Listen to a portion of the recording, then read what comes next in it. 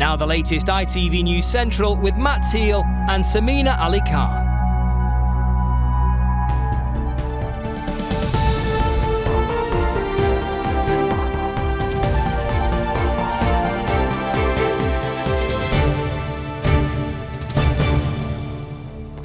Hello, welcome to ITV News Central for the East Midlands. On tonight's programme, we're live at a vigil in Nottingham in memory of a man who starved to death after his benefits were stopped. There are now calls for an independent investigation. Errol is not the only case, and I think he should be the last case. There shouldn't be any more. Also on the programme, 3 years after Grantham lost its overnight A&E, could it now be downgraded to an urgent care centre? Join me at the extremely colourful Vincent van Gogh exhibition in Leicester. There's an awful lot more to it than just sunflowers. The pup on patrol, helping pupils to keep calm and carry on. And across the East Midlands, we'll be battling the elements as Storm Kira throws everything at us except the proverbial kitchen sink. Join me later for more.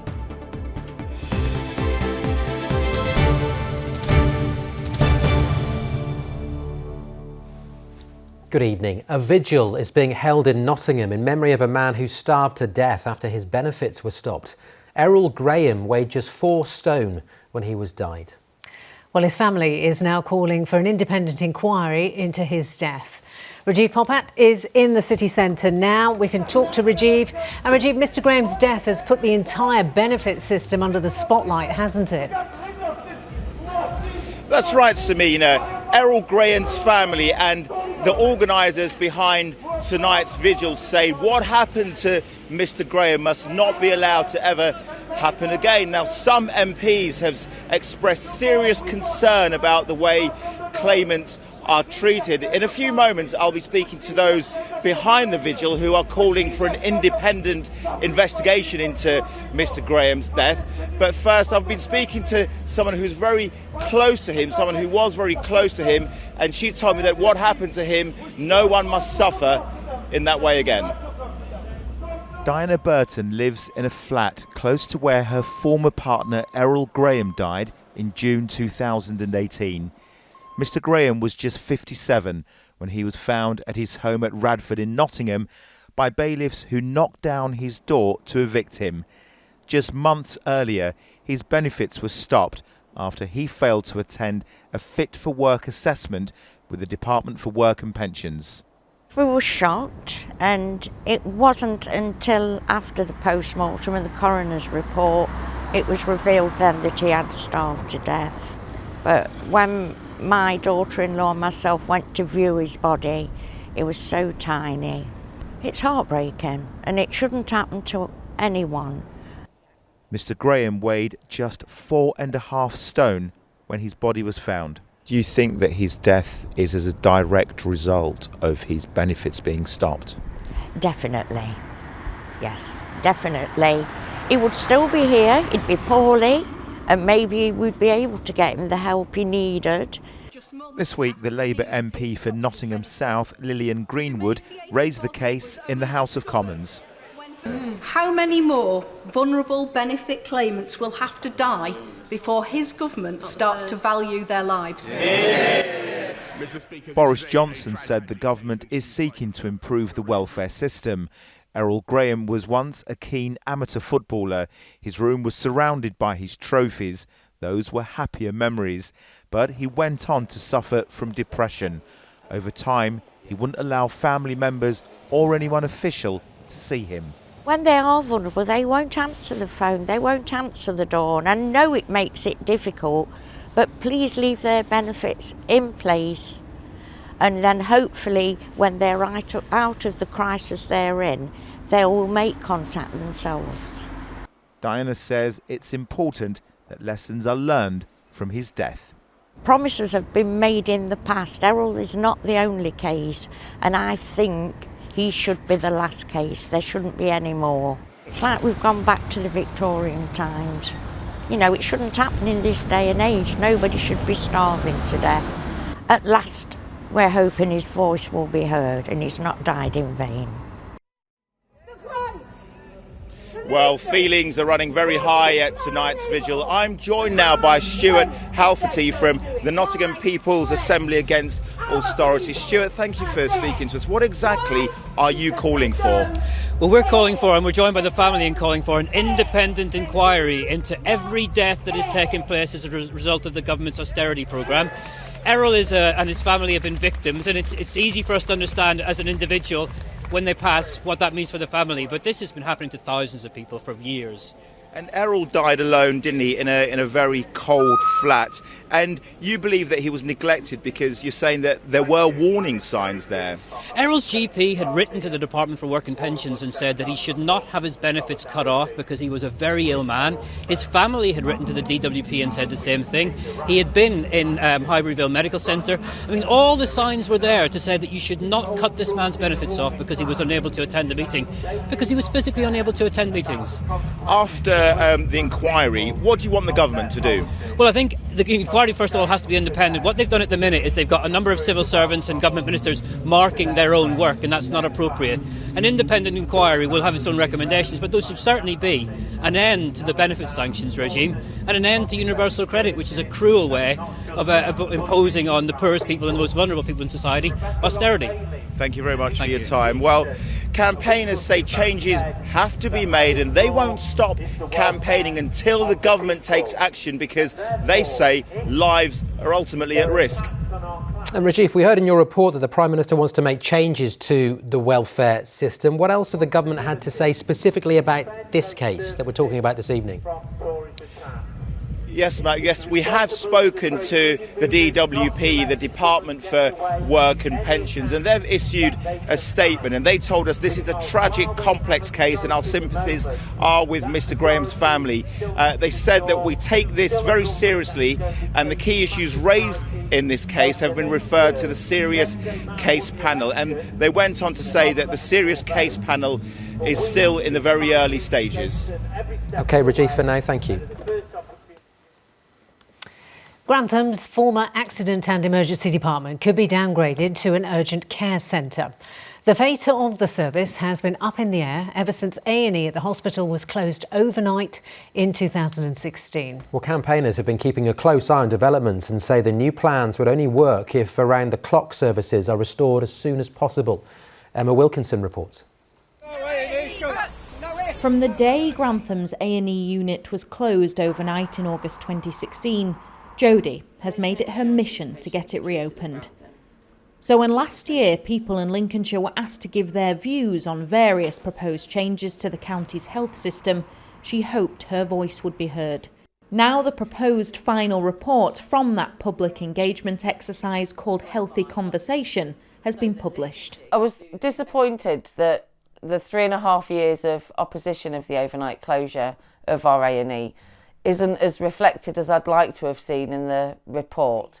The Lincolnshire Sustainability and Transformation Partnership, which was behind the Healthy Conversation, has outlined an option to have a 24/7 urgent care treatment centre, which senior doctors believe is in the best interest of patient care. It also said that the report does accurately describe all of the key themes from all of the feedback that it received. It said that it does acknowledge that some residents have stated that they want the A&E department here reinstated.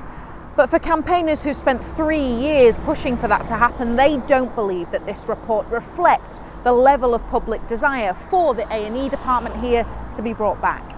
Senior health professionals say that the services provided by the urgent care treatment centre that's envisaged would be similar to those that have existed in the A&E department for some years. We all want our safe services back.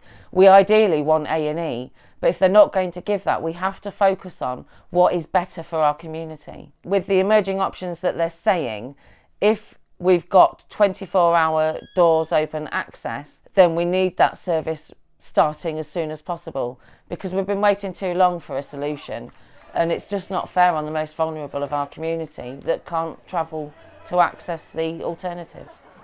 But for anything concrete to happen, a formal consultation is required, and health bosses say that can only take place when money to fund their plans is secured. It's expected a bid will be lodged to the government in spring. Emma Wilkinson, ITV News, Grantham. You're watching ITV News Central for the East Midlands. Still to come on our programme this evening. A big rivalry and an even bigger match this weekend as Nottingham Forest host Leeds.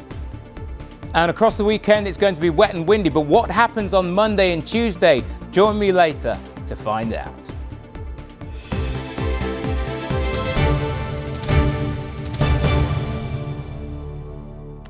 Now though, some uplifting news if you love going to museums, art galleries, the theatre or concerts.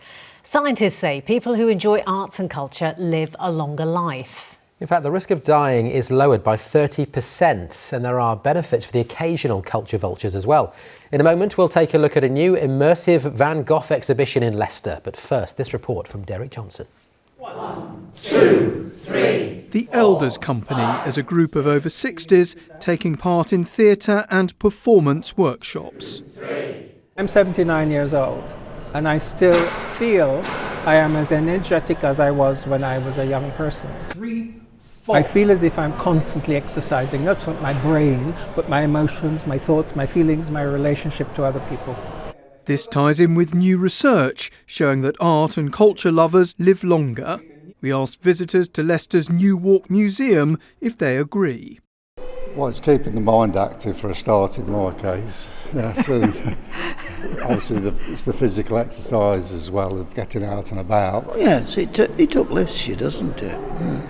Learning where this knowledge and where this art has come from, for me that has a benefit in addition to, say, the art and the knowledge itself. If there's air left over. The study, published in the British Medical Journal, found over 50s who engaged with the arts every few months or more lowered the risk of dying early by 31%.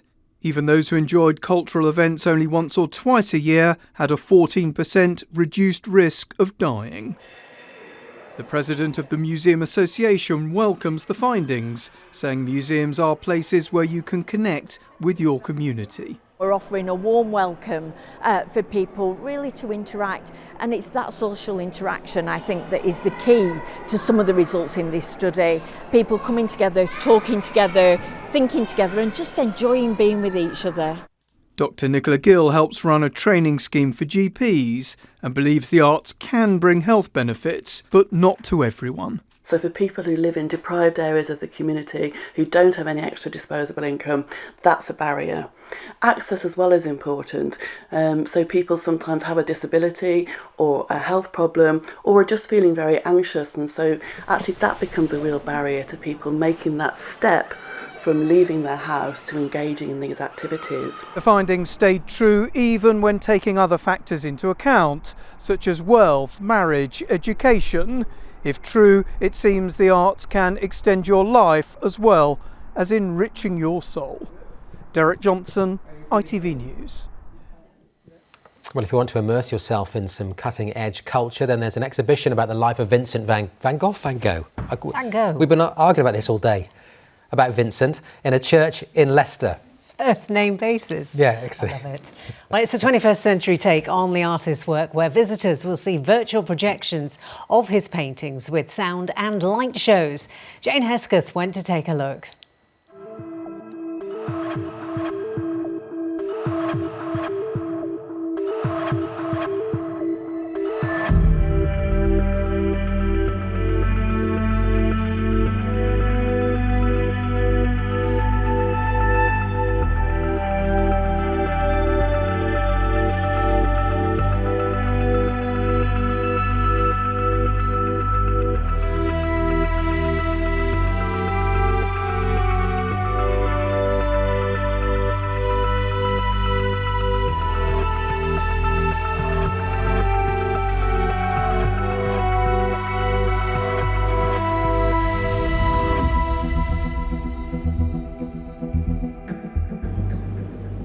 Good evening from the Vincent van Gogh exhibition at All Saints Church in Leicester. We're just a stone's throw from the High Cross shopping centre.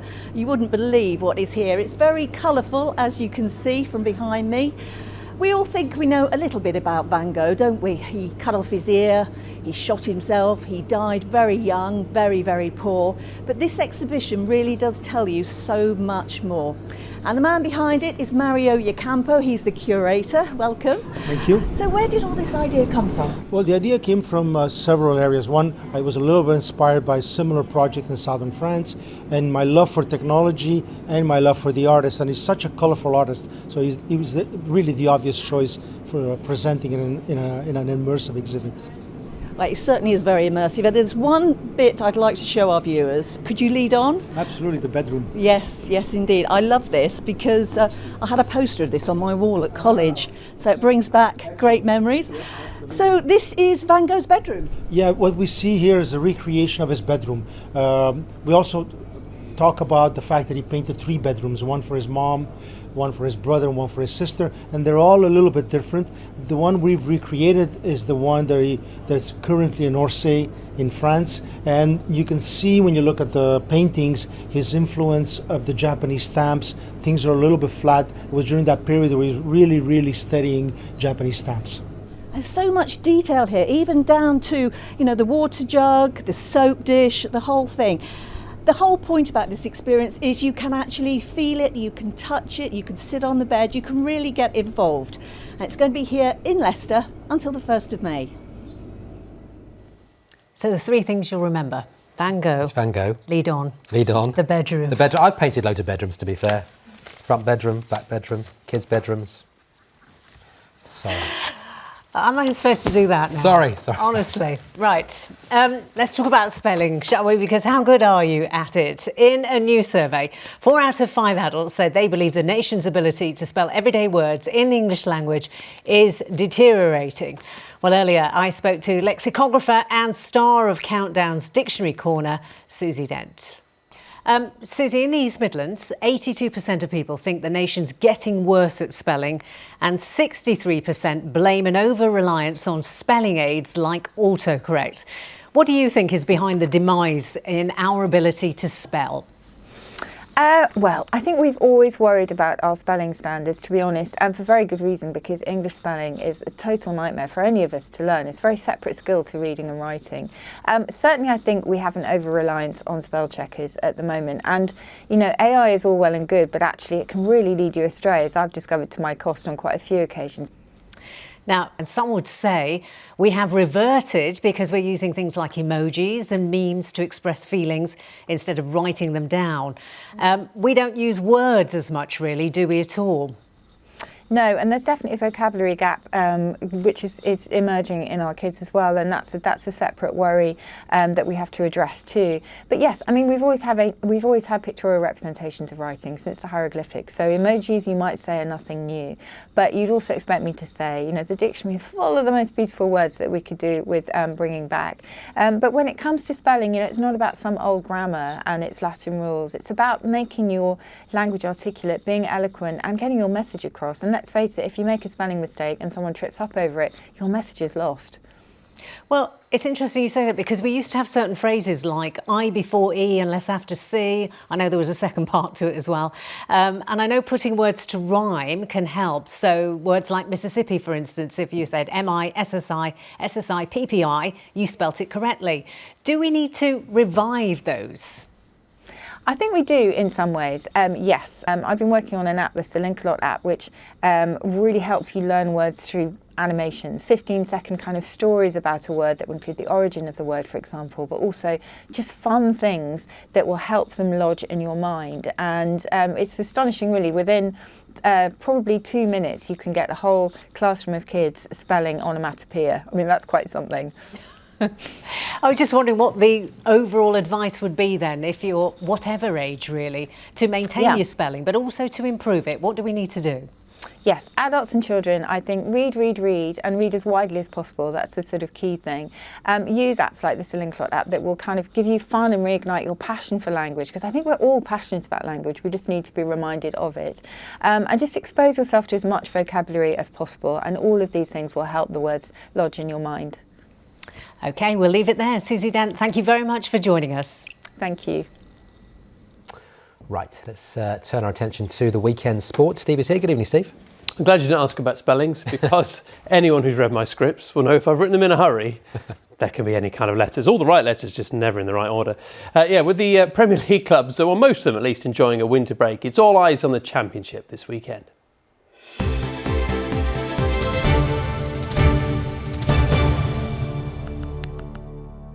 That's tightened things up at the back. Trust a Trader, sponsoring ITV's Central Sports Report.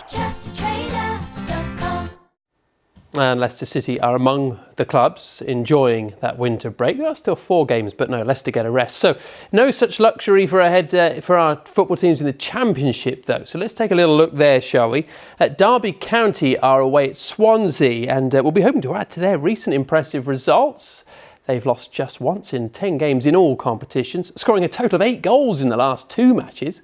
Meanwhile, Nottingham Forest host Leeds United at the City Ground tomorrow. It's going to be a blockbuster of a clash. It's a game that means a lot to Forest fans, regardless of league position. But this season, with both pushing for promotion, the stakes are as high as ever. Mark Keelesh-Levine has more. A big rivalry and an even bigger match. Forest against Leeds certainly has an extra dimension to it this time around. Win and Forest close the gap to the Whites to just a point. But still, for some, it's all about Brian Clough. For Leeds fans, he's synonymous with 44 days of failure after taking over from Don Revie, who left for the England job. For Forest, he ushered in a period of great success. I met with supporter Lisa Fox, who's been going to games since she was 9.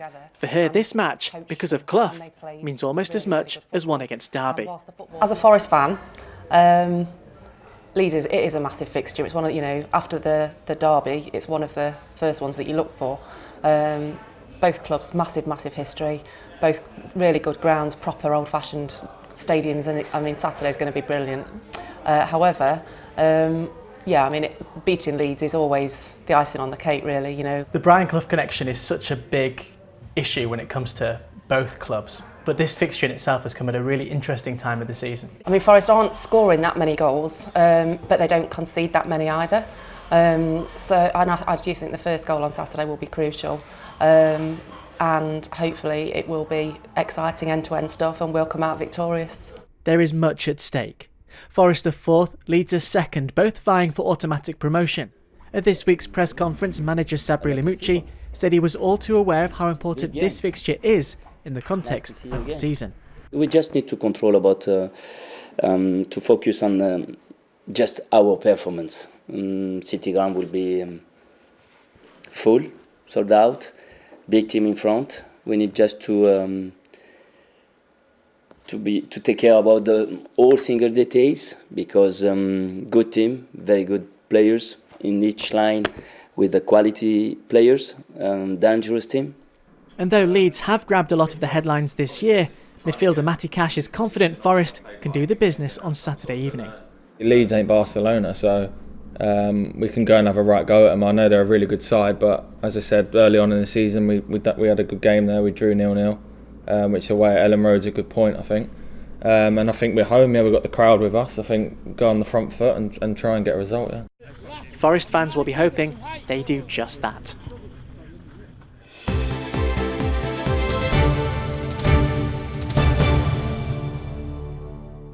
England, of course, up against Scotland in the Six Nations tomorrow. There'll be lots of Leicester Tigers and Northampton Saints interest in that, almost certainly. One to look forward to, and busy weekend for some of our teams, those that don't get a rest. Sorry, Steve, I was distracted. I was trying to look up the time of the rugby because I've got loads of things to cancel tomorrow afternoon. Yes, I think it's 3 o'clock, but I will check. In a moment. Check. Don't worry. Enjoy your weekend, Steve. Thank you. Now, teachers at a school in Melton Mowbray in Leicestershire say their new classroom assistant is making a real difference to pupils' learning, and all they need to give him in return is the occasional biscuit. Barclay, a Jack Russell toy poodle cross, not only patrols the corridors of Longfield Academy, but also sits in on English lessons. Anna Bechelet reports. He's only been coming to class for a few months, but he's already fitting in and making friends. Today's lesson is a GCSE English class on Charles Dickens' A Christmas Carol, and Barclay is all ears. He's happy, relaxed and well behaved, pretty much, and that rubs off on his classmates. He's really lovely walking around. It just makes it really comfortable and everything, really enjoyable to learn. It's just a happy feel, really. You see him, he's happy. Yeah, it's good. Well, he just walks around and sniffs people's bag because they've got food in it, so it's funny to watch that. And he just jumps up at tables, so we all like are at him, and yeah. It makes everyone feel happy to see him, and it's an English lesson, so you need some happiness in the lesson. And as well as just cheering everyone up, there are some sound educational reasons why having Barkley in the class aids learning. I think it makes a huge difference in terms of responsibility. So it sort of gives them a greater sense of empathy. They know when they come into this class and Barkley's in here that they have a duty of care to look after him, which they do really well. I think it raises morale in any classroom that you go in, even in the staff room, and people are just excited to see him all the time, which is quite nice. Barkley is also really useful at getting pupils who may feel anxious about school to talk about their feelings. You often find with students when they're nervous about talking to someone, if they have an animal around with them like a dog that they can walk, they're more likely to open up and talk rather than just be sitting with an adult. So if there's an animal there, it really helps them open up about feelings and things that they're worried about. So, as a classroom assistant, support dog, learning partner and friend, Barkley is a top dog. But as a security guard, maybe not quite yet. Hannah Bechley, ITV News. Cute little thing, isn't he? Very cute little thing. I was watching that, but 4:45 the rugby kicks off tomorrow. Oh, you're checking that instead? Sorry. OK. We need Barkley here, really, don't we? do, Calm yeah. you down. OK. Let's get the weather forecast, shall we? Here's Des, and Des, it's not a calm weekend, is it? No, you're absolutely right. I'll talk more about it. Can't reiterate it enough. We are going to see some fairly strong winds as we head into the weekend. It's not going to be pretty. Batten down the hatches, ladies and gentlemen, because we are going to see 50 or maybe even more mile-an-hour gusts. Let's find out, shall we, what's happening. And I'm sure it hasn't escaped your attention. Today's Friday, the 7th of February, and what a beautiful day we've been able to enjoy. Here's a great photo sent in by Carla. Carla, thank you very much indeed. From Kinder Scout. It's a moorland plateau in the National Nature Reserve in the dark peak of the Derbyshire Peak District. When it came to our weather story for this morning, like I say, it was a little bit misty, but it lifted and we saw clear skies. A wonderful day, actually. But all of our attention turns to the back end of Saturday and into Sunday. You can see we've got this weather warning across the entire country. And if you're heading towards the southeast of the UK, they've got an amber warning there as well. Inland, we are going to see 50, possibly 60 mile-an-hour gusts. And it's all down to the jet stream, pushing through at around 250 miles an hour. Because of that kink, it's disturbing the air underneath it. It's creating a deep area of low pressure that's deepening as it moves across the Atlantic. By the time it gets to us, you can see the tightening ice bars and the amount of rain that we're going to see. It's not going to be pleasant, and it is going to cause some disruption to travel, power. And because of the spring tide, the coastlines could be very dangerous indeed. So on to the weather story for tonight. We've got a weak front that passes us by. It's going to give us a little bit of cloud, a few isolated showers, but the further east it goes, those showers are going to dry and die away. Back end of the night, clear skies is what we've got. Temperatures down to 4 degrees. We've seen a widespread frost over the past few days, but we'll see the breezy conditions continue into the morning. But it is going to be a nice bright start, a dry start, lots of sunshine around. Towards the back end of the day, it is going to cloud over. The winds are coming up from the south, but they will continue to increase as we get towards the back end of the day. Temperatures around 8 and 9 degrees, just where it needs to be for the time of year. And once we get to Monday and Tuesday, the unsettled weather continues. Well, not exactly rainbow weather at the moment, but Nottingham University has created its own today. Yes, this is one of several rainbow pedestrian crossings that are being painted around the campus. They're nice and bright, aren't they? And they mirror the colours of the Pride flag. The idea actually came from the students themselves as a way of celebrating diversity and inclusivity. So that is about it from us for this evening. Very quickly, Des, people need to be careful on Sunday particularly, is that right? Oh yes, on Sunday, and then Monday and Tuesday we're still going to see some wet and windy weather. It's unsettled. Okay. Okay. That's it from the team. Have a nice evening. From all of us. Bye-bye. Bye-bye. Bye.